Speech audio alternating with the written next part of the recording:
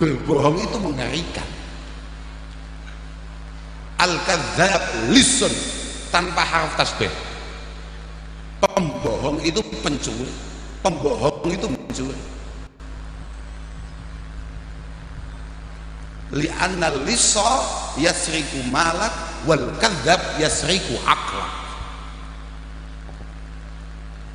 Pencuri mungkin masuk rumah kita mengambil 1-2 barang yang kita miliki, tapi pembohong itu mencuri otak dan pikiran kita. Makanya di antara syarat rukunnya jadi kiai itu tidak boleh bohong sama sekali. Sama sekali nggak boleh bohong. Tidak boleh bohong sama sekali. Mohon maaf kalau pernah guyon bohong saja itu gagal sudah. Itu gagal. Nah, ya. Loh, memang begitu. Aku malah gak penak aku. Kita kamu gak pada yakin apa? Loh, memang begitu.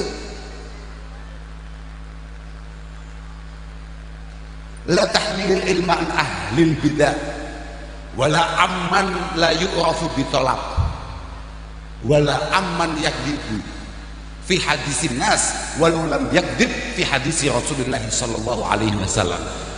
Qalahu al-Imam Malik rahimahullahu ta'ala.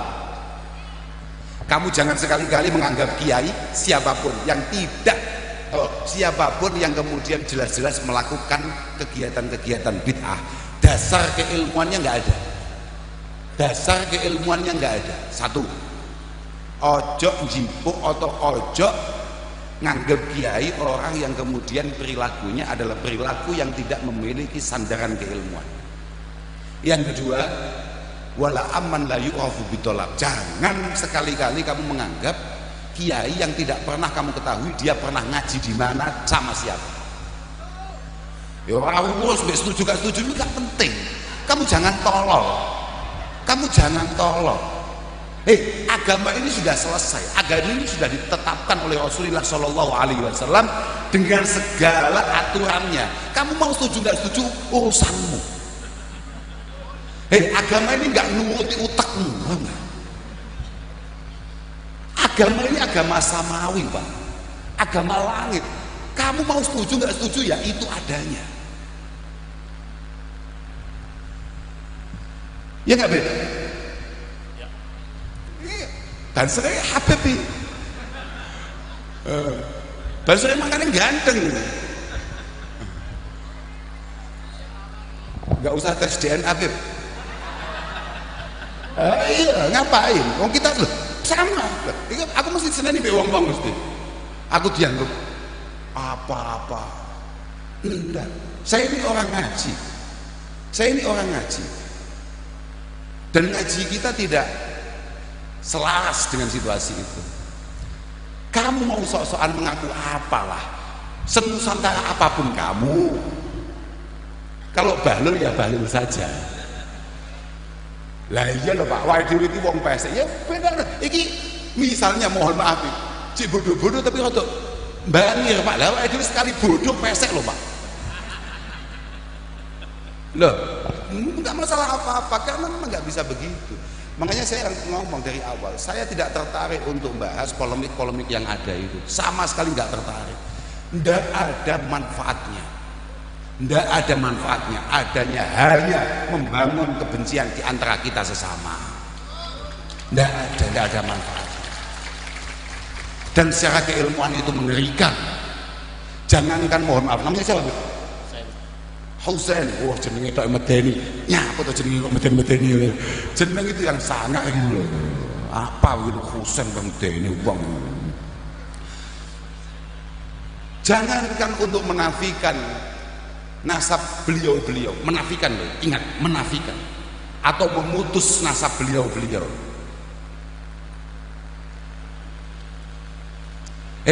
Memutus nasabnya Katimin saja kita ini sudah jelas masuk neraka Pak. Jenengmu siapa? Miftah. Jelas delok PSE kan gak mungkin. Iya Pak Miftah. Bapaknya siapa namanya? Pak Matin.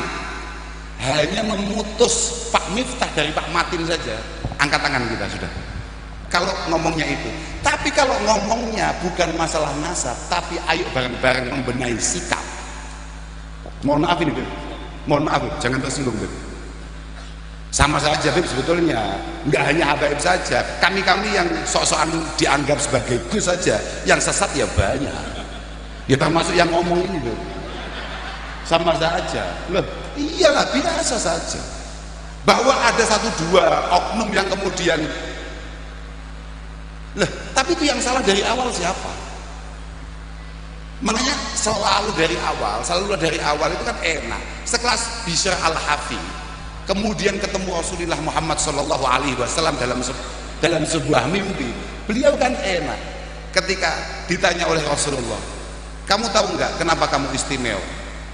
Di antaranya, saya hanya akan ngomong di antaranya saja, karena kecintaan dan bagaimana cara dia memuliakan para sahabat dan dzurriyyah Rasulullah Muhammad SAW. Satu.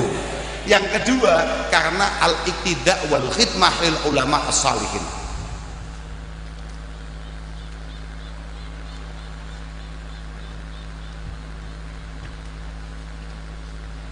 Oh baik, subhanallah. Oke. Nah ini cocok ini, saya sudah waktunya out ini. Saya apa ini? Enggak, sebentar saja. Oke ya. Kita itu diperintahkan untuk memuliakan siapapun, untuk ikram terhadap siapapun.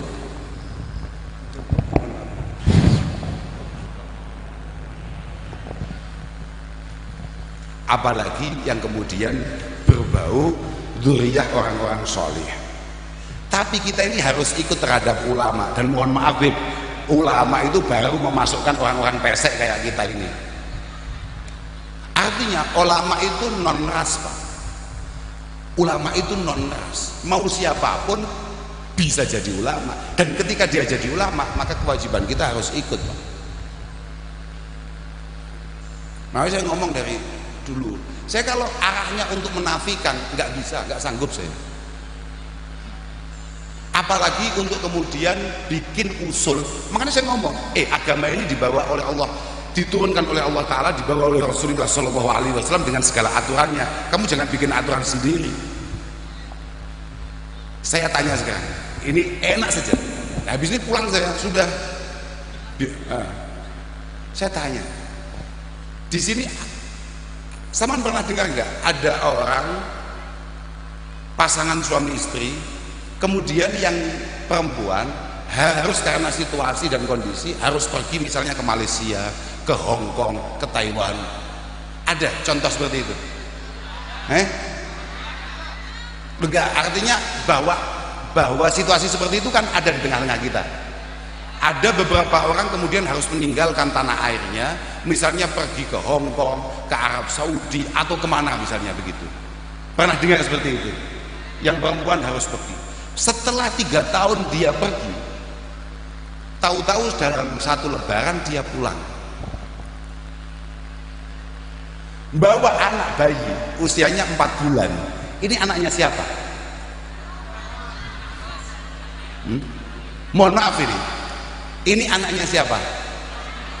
Setelah 3 tahun lebih dia nggak pulang, tahu-tahu dia pulang bawa bayi. Anak siapa? Kalau ikut otak kamu, kemudian kamu masukkan ke tes DNA, ini anaknya siapa?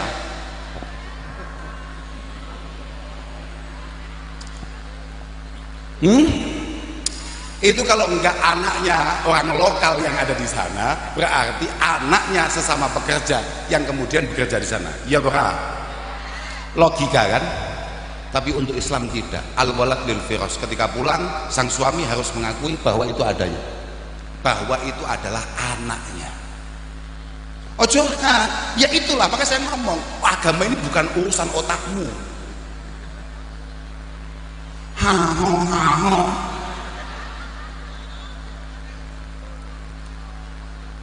Itulah kenapa kemudian alat-alat yang terkekinian itu bisa menjadi bayinah, bantuan untuk kemudian mempertegas, tapi bukan menjadi alat baku, paham gak?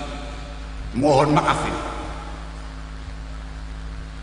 Misalnya ada orang kumpul kebo. Oh, sudah, gak usah kumpul kebo, gak usah. Itu begini. Ya wis lah kakek gini loh. Ono wong zina, ada laki-laki kemudian menggauli seorang perempuan dan hamil. Anaknya ini anaknya siapa? Secara nasab. Anaknya siapa? Nasabnya ikut siapa?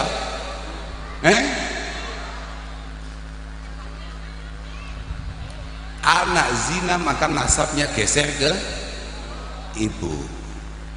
Itu kalau di DNA keluarga itu. Tapi agama kita memutus hubungan ini, Pak. Kalau sampean pengen bikin acara baru, tolonglah bikin agama baru.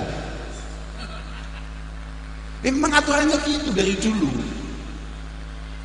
Dan apa sulitnya kita untuk memuliakan orang? Tapi jangan tolol. Maka mizan kita adalah keilmuan. Mohon maaf, Beb, walaupun jenengan udah panggil babib, kalau memang tidak bisa ditiru lah, kenapa kita harus niru? Mizan kita keilmuan. Ini cocok apa tidak? Niki Habib nih.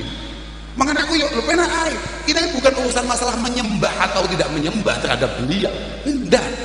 Tapi pasang atau posisikan keilmuan dalam posisinya. Memang betul, Pak. Aku itu kabeh wong wis ngomongnya aku. Kamu jangan bahas itu, tidak bisa. Karena bahaya sekali menafikan nasab seseorang, siapapun itu. Karena sekali kamu menafikan satu nasab orang, berarti kamu menuduh dia berzina. Itu dosanya berarti pada ambil dosanya qadzaf. Nanti biar dijelaskan oleh Kiai Subhan, karena kita nggak begitu paham urusan itu. Nah, tapi memang begitu loh, Pak. Memang begitu, makanya Masya Allah. Benar dikatakan Abdullah bin Mas'ud radhiyallahu taala anhu, la ya'ti zamanun illa wa huwa asyaru mimma kana qablah. Tidak ada masa di mana masa itu kemudian, atau tidak ada era di mana era sebelumnya pasti lebih baik dan era setelahnya pasti lebih buruk.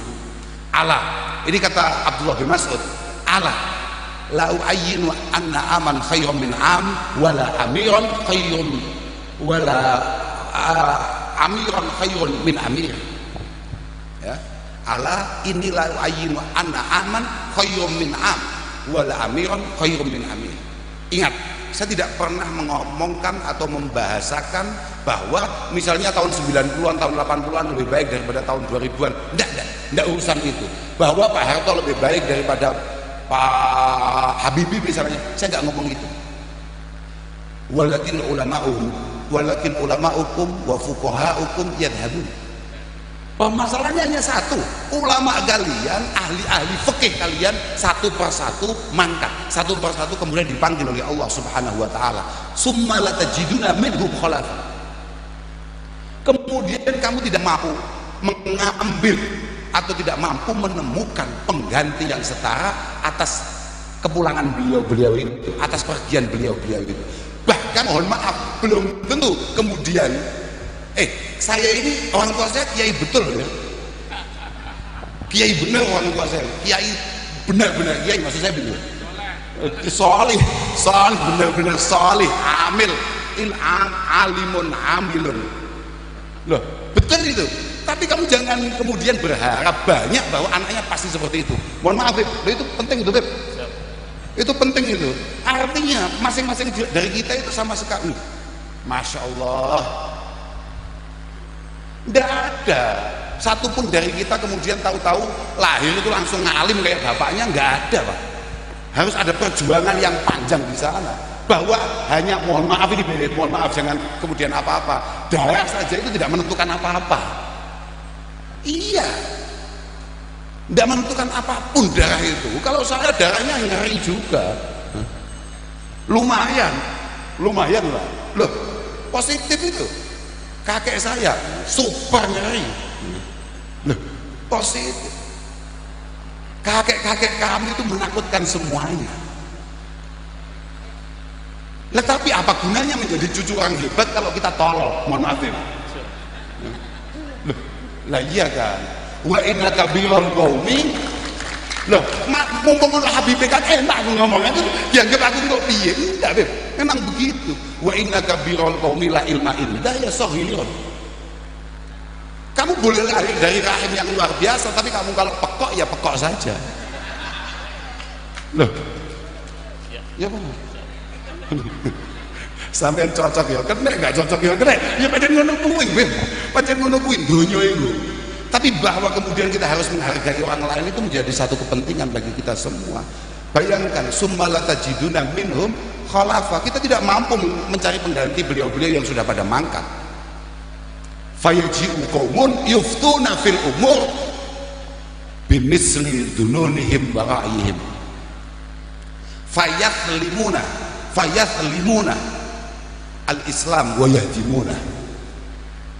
Yang tampil kemudian tokoh-tokoh muda super tolol, tokoh-tokoh muda super tolol tanpa keilmuan, yang ternyata ketika dia tampil Islam ini semakin direndahkan, Islam ini semakin tidak dihargai, Islam ini kemudian semakin tidak punya aji, kira-kira begitu.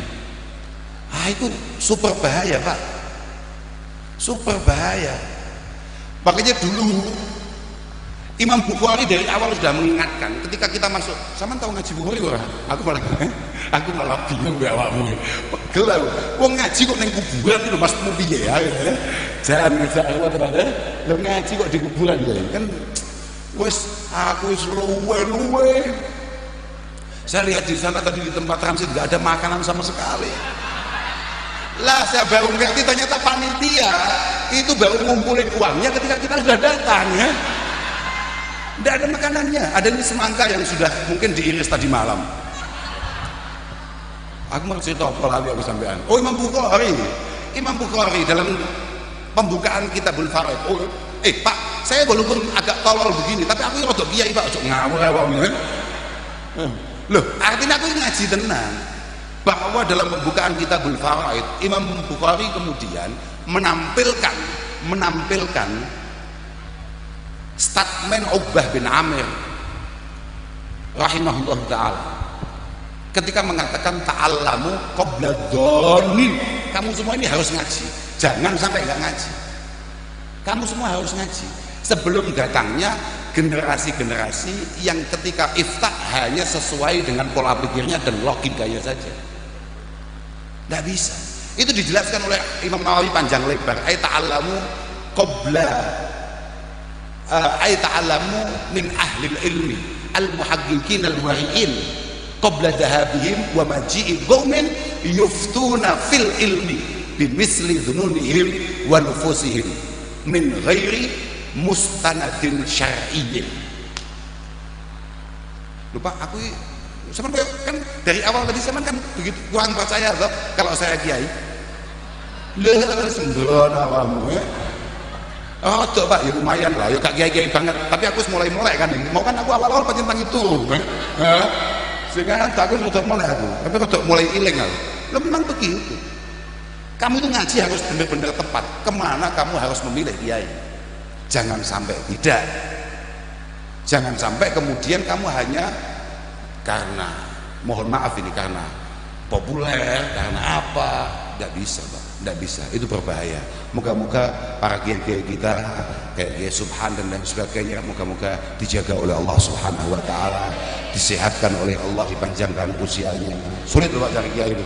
Betul Pak, sulit cari kiai. Agak tenang. Al-ardu tahya ma'asya alimuha. Dunia ini aman-aman saja sebetulnya. Pokok selama beliau-beliau masih berada di tengah-tengah kita. Tapi kalau yang ada hanya kayak kita-kita yang tolol-tolol begini, hatam lah sudah ini. Hatam sudah pasti hatam ini. Makanya moga-moga beliau-beliau ini dipanjangkan usianya oleh Allah Subhanahu wa taala. Tapi ya begitu, kita harus selalu berusaha untuk kemudian ini, mohon maaf ini untuk para ibu-ibu yang punya anak di usia mondok, tolong itu kirimkan ke pondok.